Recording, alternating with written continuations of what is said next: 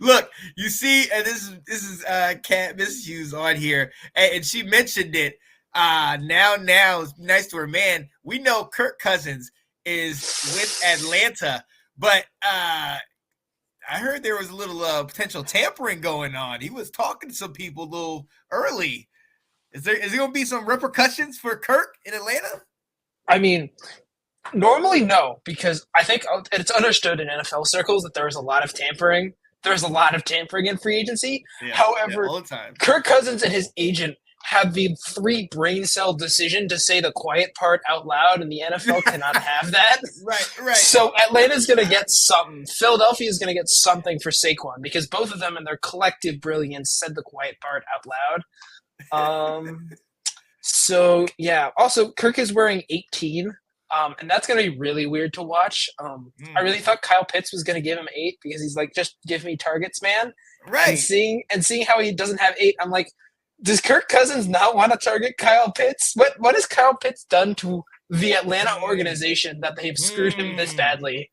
But look, we got to talk about how has Kirk been able to just fleece the league and just, I mean, he's collecting check after check.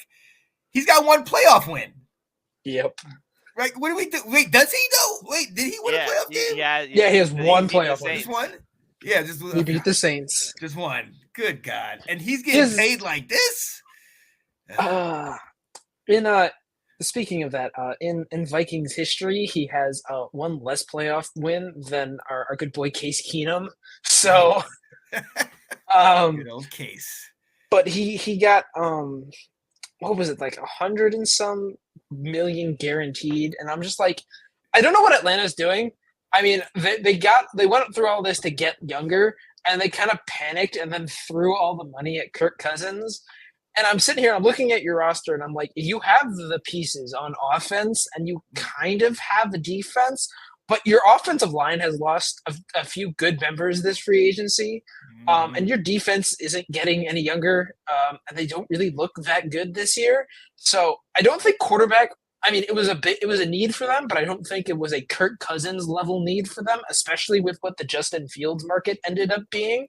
But was the Justin Fields market that way because you had Kirk Cousins getting all this money, and they're like, all right, well, he's not that good, so we can't pay Justin this. Did the Kirk signing have something to do with the Justin Fields? We all knew Kirk was going to be get the most money because he was the best quarterback in this free agency, which tells you a lot about this quarterback free agency. But yeah, Atlanta tried to get Lamar Jackson last year, and he turned it down, and he went back to Baltimore. And they kind of just said, we can't do this with Desmond Ridder, so they went out and said, I guess we go get Kirk Cousins now. I mean, yeah, I agree. They do need to make the playoffs, but at a certain situation, you get into the situation where the Steelers have been for the longest time, where you get to the playoffs and then you immediately get bounced by a real team.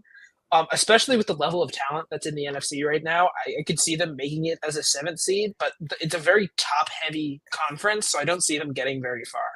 I can see them getting out of the South. I can see them going pretty, because they got a talent all around. They have Bijan Robinson, they got Drake London, they have Darnell Mooney, they have Kyle Pitts, they have a good offensive line they've been building for a while.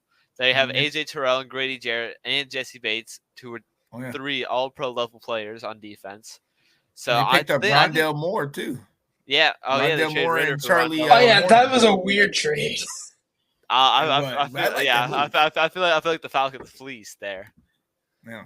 So they got pieces, and if Kirk can stay healthy, he's going to throw all around the field. This is going to be the most targets any of these guys had. And when you look at who they have had, Taylor Heineke, Desmond Ridder, you know what I mean? The remnants of Matt Ryan in his later days. You know what I mean? Like, they haven't had anything great recently.